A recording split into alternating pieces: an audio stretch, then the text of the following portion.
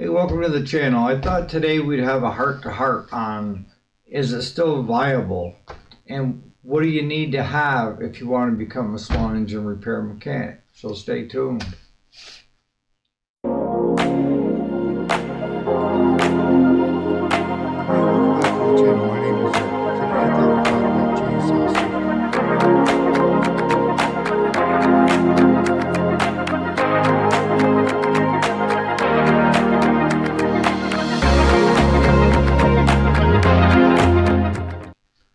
Alright, my name is Eric if you didn't already know it, and we do the weekday show Monday through Friday. I try to post it around 7 o'clock in the morning for you early risers. And it's also available on podcast. We also do educational videos on how-tos. And the biggest thing that I find, when it comes to getting into this field is why do you want to get into this field, right? Can anybody make it as a small engine mechanic? I think so. If you have the drive, the interest, then you can achieve whatever you want to achieve. Now, since most of my audience, most of you are older, you're looking at it for retirement. And it's a great retirement where you can make a few extra bucks on the side and plus help your friends and neighbors keep their stuff going. But the biggest thing I hear is, well, what have I got to have for equipment? What have I got to have for knowledge? What have I got? This day and age, YouTube is probably the quickest way to learn how to do something, right? Honestly, what I tell people is you got to drop the fear of doing something wrong, all right? First off, you got to enjoy turning wrenches. There's no ifs, ands, or buts. If you don't enjoy doing it, my theory is why do it? Because you're not going to do a very good job at it, right? But if you find something that you enjoy doing, you'll become very good at it. And I tell kids, I told my kids growing up, don't chase the money. The money is not always the way to go.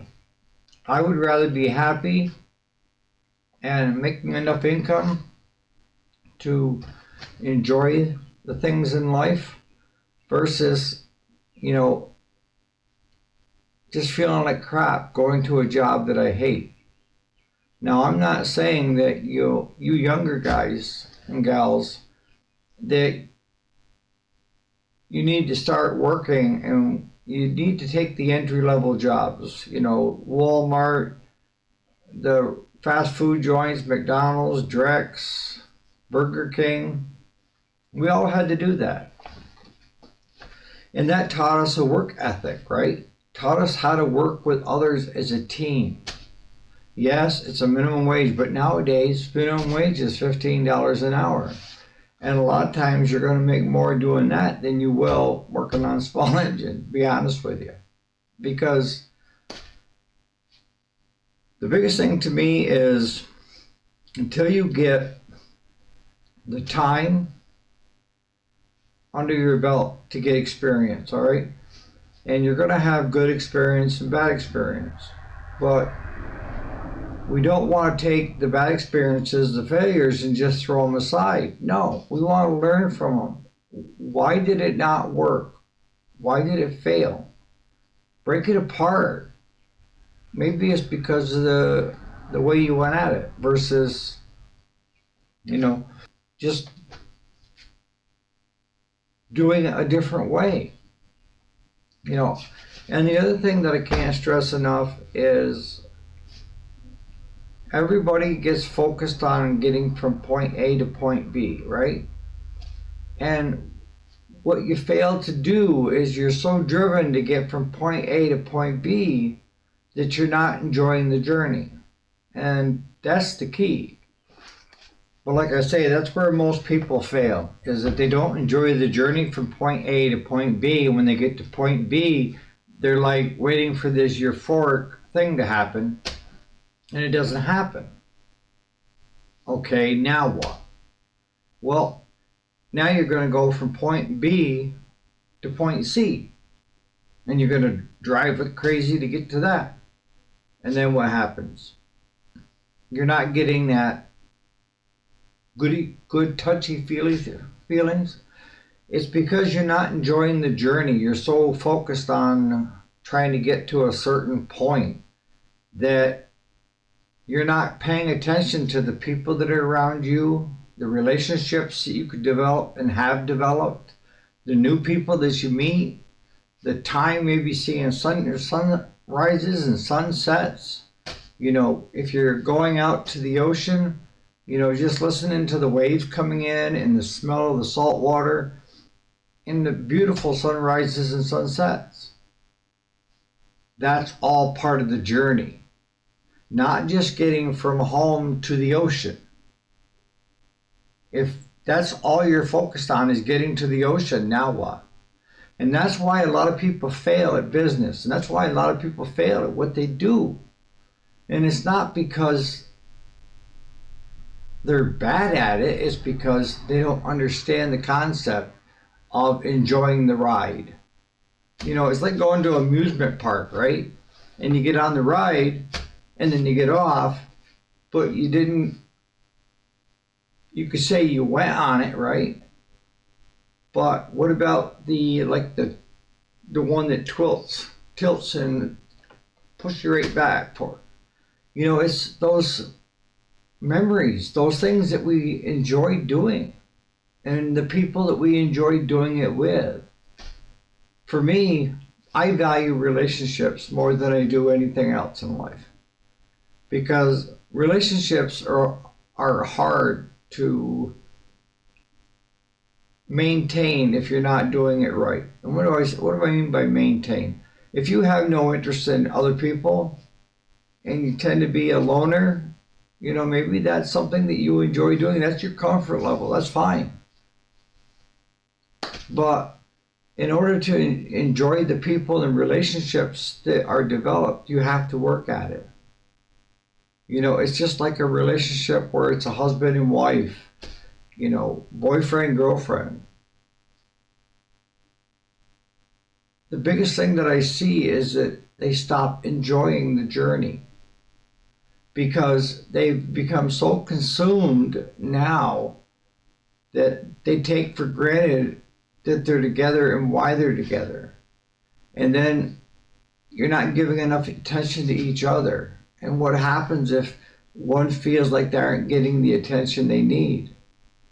They're going to seek it somewhere else, right?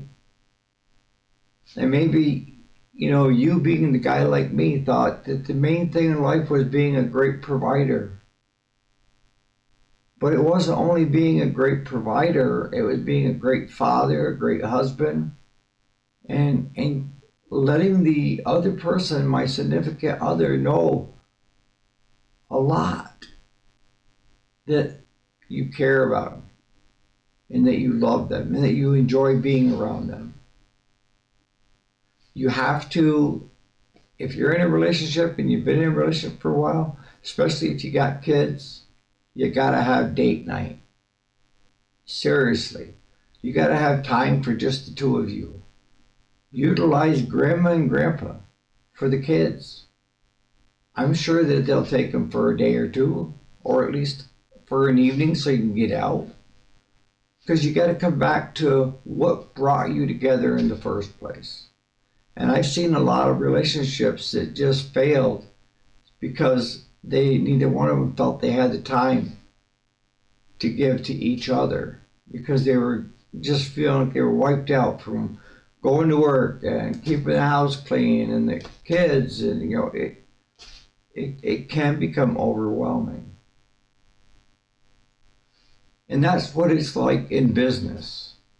You know, you have to keep a good eyesight on where you're at and where you want to be and what you're going to learn along the way. Now, you may be someone that's looking at retirement or in retirement right now and saying, well, Eric, I don't need to be a full-fledged shop. Just something I can do on the side that can keep my mind busy and keep me busy and maybe make a few bucks at it. And this is a perfect business to get into. You don't need to be a certified repair shop, and you don't need to be a dealership warranty and all that other stuff that goes with it. Now, depending on how big you get, you may want to think differently after the fact. But if you're just looking for something to maybe make a few $100 a week at, this is a perfect way to do it. And you can do it out of your garage, shed. You know, I know guys that do it in their driveways. But you need to want to be able to do it, and you need to have the drive to want to do it. And the biggest thing holding you back is fear of failure. Fear of breaking something, and then what do I do? Or the fear of taking the carburetor apart because you don't know what's in there. You gotta start somewhere. And that means get yourself a clear workspace and start from the bottom to the top. Tear it all apart. And the first piece that comes off, set it the farthest away from you, and just keep working your way back. And start to see how everything works. And a lot of times, when you have carburetor issues, you don't need to re-kit it and everything else. A lot of times, you get dirt in around your needle and seat, which you're going to learn once you start tearing it apart. And also, you could have water in the carburetor, in the bowl, where you can drain it off. Those are the things you're going to learn, and you're going to sit there watching YouTube from here or there, maybe some of my videos on how to do it. You know, I can devote a whole video on just taking a carburetor apart. But there's so many different carburetors, but they're all basically the same, whether you're dealing with a 2-stroke or a 4-stroke. Okay? So let me leave you with this. If you have an inclination and a desire to want to learn, and you're looking at this business just to, you don't want to get, you know, business names and tax numbers and else, you can do this on the side. Just check your local, you know, regulations, I should per se, because some places don't allow you to work out of your shop, but out of your home. But if you're doing it just as a retiree, close the garage door and work on it behind the garage door. You didn't hear me tell you that. If you walk away with anything from what this video is that if you have the desire and the want, you can learn anything. I don't care what it is, but you have to find something that you love and enjoy doing and make that your job. If it's turning wrenches, it's turning wrenches. You know, if it's painting, paint.